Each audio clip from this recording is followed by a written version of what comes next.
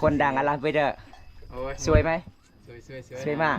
เออ เมื่อเลยเลย เป็นยังไงซาร่าเห็นระเบิดคนดัง เห็นแล้วตัวจริงหล่อมาก ล้อมากบ่เจ้าน่ะได้อยู่บ่แบบนี้ได้บ่ ได้ ได้ เนาะ ได้ เมื่อนี้มันคือบ่ผ่านเลยเนาะ บ่คิดบ่ฝันเลย ว่าสิได้เห็นตัวจริงเนาะ แม่ ตัวจริงนะรอก็ได้ในคลิปอีกเนาะ แม่ แม่ รอลีกเนาะ มีแฟนแล้วบ่ ยัง ถ้าสมมุติแบบมีผู้เฒ่าจากฝั่งไทยมาเล่นน้ำนี่ก็ตอนรับแบบนี้บ่ ตอนนั้น ตอนรับมาเล่นได้เนาะ มาลินได้ ไม่ได้มึงเด้อ เมืองมาลาหน้าเมื่อยล่ะ คือค คำถามน้องลาว่า เจ้าซื้อนี่ใดน้องลาก็เลยตอบว่าข่อยซื้อน้องลาบัดนี้น้องลาถามเบาคำอีกว่าเจ้าซื้อนี่ใดเบาคำก็เลยตอบว่าข่อยซื้อเบาค ำคุณกลัวจะบอกอาจจะเอาละ มันไปมาก เบิร์นหนึ่งกับมาก็เลือก มันเลือก ชิมยังเล่นแหละแม่เบิร์น มัน ระวัง เยอะ มิดออกกระดับออกเบิร์นแหละ มิดออ เบิร์นมิดออกสาวแล้วเท่าไหร่ปะ สาวละเขา คะแนนวัดลำทั้งเลย ำ เข้าใจอย่าบอก FC หลายๆคนที่เบาคำถามว่า น้องล่า แปรเนาะ เจ้ามีแฟนหรือบ่น้องลาก็เลยตอบว่ายังบ่มีบาดนี้เบาคำถามว่าคันถาเจ้าบ่มีแฟนแล้วเจ้าสิมาครูบารุ่นใดแต่น้องลาตอบว่ารุ่นไรก็ได้แต่เบาคำก็เลยตอบว่าเจ้าเลือกคนรอบ่หรือว่าเจ้าเลือกคนที่บ่รอแต่สาวลาบอกว่าค่อยบ่เลือกคนรอค่อยเลือกคนใจดีขี้ลายก็อยากค่อยเลือกคนใจดีแม่นบ่ล่ะ ก็ได้บ่ เออ ค่อยฮักเจ้าได้ซะ ฉันรักเธอ จะบอกเลย เลิกไปเลย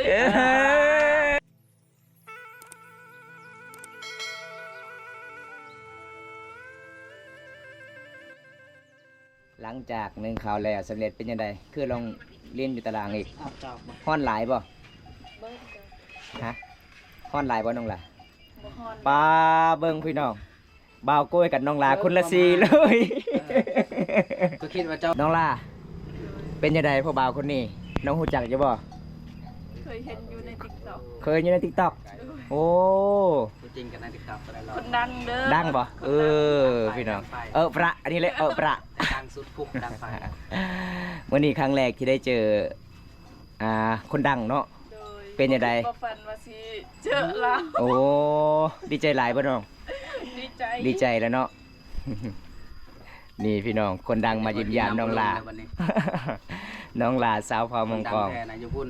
อันนี้ก็คนดังพี่น้อง อันนี้ก็คือผลงานเพลงอัลลาไปเดออัลลาไปเดอพี่น้องโอ้ยพี่น้องมีแต่คนดังๆมายืนยามน้องลา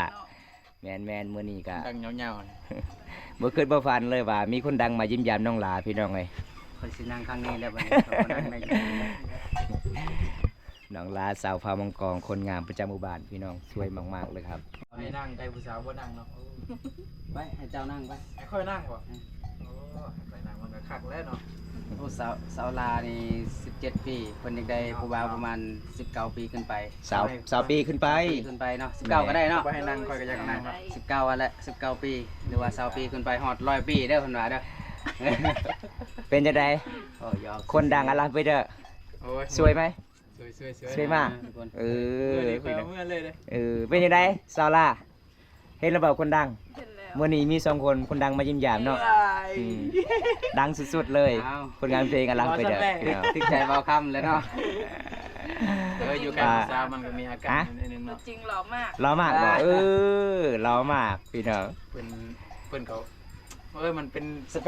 ปคของเจ้าน่ะได้อยู่บ่แบบนี้ได้บ่ ได้ ได้ ได้เนาะ ได้ แสดงว่าเจ้านี่ผ่านอยู่ผ่านไปเลยได้ ทำไปเลยป่ะ อ่า โอ้ย สเปคก็ประมาณนี้เลยเนาะทุกคนเนาะ คอนเทนต์เลยไปเอาอยู่ด้วยกันจักปีเลยจะเจอกันเทียบมันเหยียดจะพัดหลายพัดจะเหยียบเลยอายุด้วยกันจักปีแล้วเป็นคอนเทนต์อะไรกันเด้อเหยียบเรื่องกันความจริงคือตานักอาอยู่เด้อจะท่าอยู่เด้อ เอาน้องล่ะเป็นยังคือหัวขักเคลื่อนไหลให้ผู้บ่าวรอบ่ หอยเคินดิ เคลื่อนไหลบ่ สาวลานี่ถึกใจเบาคำหรือบ่จักเนาะจึงแบบ แมน อารมณ์ดีอะไรมื้อนี้นะจะมาถ่ายแต่ละเทื่อกับแบบนี้บ่บุญตา บ่มี เฉพาะมื้อนี้นะ แมนมี โอ้ มีแต่สาวลาวถามว่าบ่าว ดีใจนะที่ บ่าวตา เจอคนดัง โจโหบอกคนที่ห้องเพลงอะไรไปเด้ออะไรไปเด้อเพราะว่าคอยเห็นอยู่ในคลิปลาวคอยติดตามตลอดเลยดังมากเพิ่นว่าอยากเห็นแท้เด้มื้อนี้บ่คือบ่ผ่านเลยเนาะ บ่คิดบ่ฝันเลย เออ ว่าสิได้เห็นตัวจริงเนาะ แม่ ตัวจริงนะลอกว่าได้ในคลิปอีกเนาะ แม่ แม่ รอลีกเนาะ อันสลาถามเบิ่งผู้บ่าวมีแฟนแล้วบ่หรือว่ามีเมียแล้ว ล บ่ องเว้ากันดูลองสนทนากันเบิ่ง มีแฟนแล้วบ่ ยัง เออ โอ้ย คักพี่น้องเอ้ย ต้อง กด ไปมือดิ ไม่ต้องกลับว่ะ คนดังมายิ้มแย้มสลาพี่น้อง โอ้แสดงว่า มีแต่ยิ้มกับยิ้มอย่างเดียวเลย เฉพาะมื้อนี้แหละที่เรามีแบบมีหอยยิ้มเนาะ แม่น แบบอารมณ์ดีเนาะ แม่ โอ้ได้เห็นเบาคำแบบได้เห็นคนรอแล้วอารมณ์ดีเลยเนาะนอนสาระเนาะ แม่น ถ้าสมมุติแบบมีผู้เบาจากฝั่งไทยมาลินน้ำนี่กะตอนรับแบบนี้บ่ ตอนฮับ ตอนรับมาลินได้เนาะ มาลินได้ มาเป็นพี่เป็นน้องกันได้เนาะ โดย แต่เกินนั่นก็ได้เนาะได้หรือว่าบ่อยากเป็นพี่น้องได้ซะแบบคนไทยมาแล้วเพิ่นอยากเป็น เป็นแฟนนะได้ แฟนกันเด้ เออ ก็ได้เนาะ เออ ถ้า ได้ ถ้าถึกใจเนาะ ถ้าถูกใจ มาให้ไว้เด้จะได้สู้บ่คำบ่ได้เด้ เออเบาการมันมาตลอดเลยเนาะ อย่าเด้ออย่าเด้อไปที่มักกะเปล่ามาเนาะ เอาเปล่ามาเปล่ามา จะหน่อยบอกคำเอาไปก่อนเด้ระวังเด้ แมวกับป้านี่มันอยู่ใกล้ๆกันบ่ได้เด้ แสดงว่ามื้อนี้นะถึกใจสาวหล่าแล้วเนาะ แหม่ อารมณ์ดีเลย อารมณ์ ยิ้ตลอด ดีพี่น้อง เนาะ ถึงใจบ่คำพร้อมเลย สงสัยมื้อนี้น่ะจะบ่ได้ไปพาพื้นและมื้อนี้นะไปเบิ่งแล้ว เฮาก็บ่ได้เมื่อแล้วมื้อนี้เนาะ เมื่อแท้ๆแล้วบอกคำมื้อนี้ทุกคนเด้เอา เอา กับ ช็อต เว้ากับผู้สาวติ อ่า ถามผู้สาวที่ เอา เว้ากับ สุ ผู้สา เจ้าว สุ ติ ภาพสุข่อยเนาะ เออ สุข่อยก็ท่าคำถามจากเจ้ามาแล้วถามว่า อ้าว ต่อไปด้อ เจ้าอยู่ ถามกันเองกูได้เลย เจ้าอยู่กับผู้สาวเจ้าต้องทำผู้สาวอีกผู้สาวมีแฟนแล้วหรือยัง ลองเบิ่ง เออ เดี๋ยวแป๊บนึงลองเบิ่งภาษาเฮากับภาษาเขานี่ เออ คือกัน ผู้สาว ลองทำมึงดู เอาภาษาเฮาเลยบ่ เออ เอาเป็นซี่จุมเจ้าสิเข้าใจอยู่ติ เข้าใจเข้าใจ แปลเอง แปลเองบ่ อืม เอาว่าทีนึงแหละเราตอบมาเลยให้เจ้าแปล เออ มาลองทำเบิ่งภาษาเฮากับภาษาเขานะ ถ้าลองเบิ่งภาษาเอา คือกันได้ ให้คอยถามตามสไตล์เขาเลยเนาะ เอาเลย ไม่ได้มึงเด้อ เมืองมาลาหนักแม่ละ คือค อ๋อเบาคำถามน้องล่าว่า เจ้าซื้อนี่ใดน้องลาก็เลยตอบว่าข่อยซื้อน้องลาวันนี้น้องลาถามเบาคำอีกว่า เจ้าซื้อนี่ใดเบาคำก็เลยตอบว่าข่อยซื้อเบาคำแม่นบ่ ำแม่น เออ โอ้เก่งตัวแม่โอ้ยเอาไทยกองคอยเอาไทยพี่เลย ผม FC บอกทำมาลายพี่บุญรู้จักอยู่บ่ล่ะรู้จักอยู่บ่รู้จักในนามใด นี่บ่ เอ้ย FC ละลายคนใหม่ยิ้มแย้ม เป็นอะไรไปเด้อ เออ ลองห้องมึงดูห้องได้บ่ห้องมึงดูได้บ่ ห้องได้แต่ห้องบ่สุด เอาบ่สุดแล้วเอาลองดู คันทาห้องชุดคนสิให้เงิน เอ้ยเอาด่าด้วยเอาด้วย บอกคำบ่ได้เว้าเด้อ ไก่ตัวใดขันไก่ตัวนั้นแหละอยากไข่เนาะ มันเลยบอกคำถามเจ้าถามอีกได้ไหม ถามว่า เออ เป็นสบวดอยู่ปะ หนักแม่ละ เอาโอ้ ลองไหม ผู้บ่าวผู้สาวเขาเว้ากันเอาไป เอาไม้เนาะเมื่อกี้มันสวนกันเนาะสับกันเลยเป็นสบวดอยู่ปะน่าจะเอาละ มึงไปมาก เบิร์นหนึ่งกันมาก็เลือก มันเลือก ทำเมียงเล่นแหละแม่เบิร์นระวังมิดออกกระดับออกเบิร์นแหละ มิดออ เบิร์นมิดออกสาวแล้วเท่าไหร่ปะ สาวละทอง คะแนนวัดลำทั้งเลย เข้าใจอย่าบอก FC หลายๆคนที่เบาคำถามว่า น้องล่า แปลเนาะ เจ้ามีแฟนหรือบ่น้องลาก็เลยตอบว่ายังบ่มีบาดนี้เบาคำถามว่าคันถ้าเจ้าบ่มีแฟนแล้วเจ้าสิมาครูบารุ่นใด ว่าแบบใดสไตล์เนาะ เออ นั่นเนาะ สไตล์แบบใด เจ้า แต่น้องลาตอบว่ารุ่นไรก็ได้แต่เบาคำก็เลยตอบว่าเจ้าเลือกคนรอบ่หรือว่าเจ้าเลือกคนที่บ่รอ หรือ สะ คนรอว่าคนรอกับคนใจดี แม่น คนละ แต่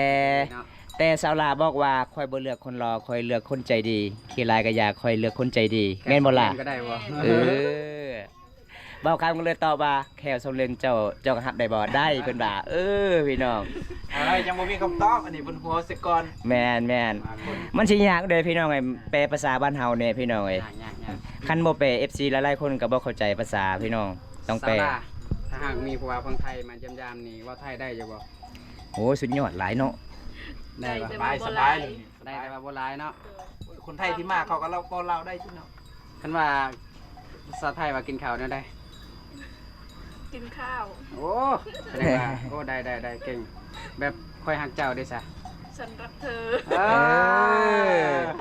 ฉันจะรักเธอนะ สัตว์รักคำนะ จะบอกเลย เอาไปเลย เออ รักอย่างได้เนาะเพราะว่าสันรักเธอมันแนบไปทางบ่กู เบากรรมตอบเลยเนาะเออ ไปก็แนบไปเอาสันรักเธอไม่ต้องพูด สมเฮาหลายเนาะ ลุก แมน บ่เว้าหยอกกันกะบ่ม่วนเนาะบ่าวเนาะ แมน เว้าหยอกกันแบบนี้แน่ ต้องเว้าหยอกแบบนี้พี่น้องเอ้ย โอ้ยคอยเมาแท้ด้วย เออเอาเมื่อสิโปนโลดเอาเมื่อสิโปนโลด เอามือก่อน จะถามแล้วว่าเวลาสิไปอยู่บ่มึงสิโฟนเฮา เฮ้ยอันนี้ไม่ต้องถามคอยว่า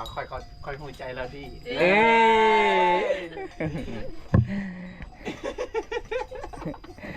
บ่าวคำกับสาราอยู่นำกันยิ้มตลอดเลยเคินเนาะเคินบ่ เคินเพ เพ ราะ ราะ ว่า ว่า อันนี้ก็เป็นครั้งแรกที่เราได้พอกัน แมนเพราะว่าน้องลากับเคินเจ้ารอแน่ดังแน่ เพราะว่าบ่าวคำกับเคินน้องลาสวยมากพี่น้อง เราเป็นคนยังก่อนเราเป็นคนยังก่อน บอก เอ้าใช่ว่าเรา เรา เป็ เป็น นถามเจ้าหันหน้าเราจะถามได้เราเป็นคนยัง ถามว่าเจ้าฮู้จักแล้วนะเราเป็นคนเอาเลย เป็นหมด น้องลาไอ้กลับกันเด้อ โดย มื้อนี้มายิ้มยามน้องกับบ่มีหยังเด้อ มาอัปเดตวิถีชีวิตน้องลานี่แหละเพราะว่าเวียกน้องลามื้อนี้ก็หลายเลยเนาะน้องลาเนาะ โดย มีหลายประเภทเลยพี่น้องหลังจากเพิ่นนึ่งเขาวแล้วเพิ่นก็พาพื้นได้เห็นบ่วิถีชีวิตสาวลาวเขตชุมพรมังกรพี่น้องมันก็ขยันหลายหลายๆคนเลยพี่น้องเอ้ยจังใดก็บ่าวตาก็สิกลับก็เด้อน้องลาเด้อ โดย บ๊ายบาย บ๊ายบาย พี่น้องจังใดบ่าวตาก็สิปิดคลิปไว้ซั่นนี้ก่อนพี่น้องเอ้ยมื้อนี้อัปเดตวิถีชีวิตน้องลาสาวพามังกรก็ประมาณส่ำนี้ล่ะพี่น้องเพราะว่าน้องลาก็การใช้ชีวิตก็มันหลายประเภทพี่น้องเอ้ยขยันหลายคนนี้พี่น้องบ่าวตาก็สิปิดไว้ส่ำนี้ก่อนพี่น้องคลิปนี้ขอจบไว้ที่นี่ก่อนพี่น้อง คลิปหน้ามาพบกันใหม่พี่น้องขอกล่าวคำว่าลาตรีสวัสดีพี่น้องบ๊ายบาย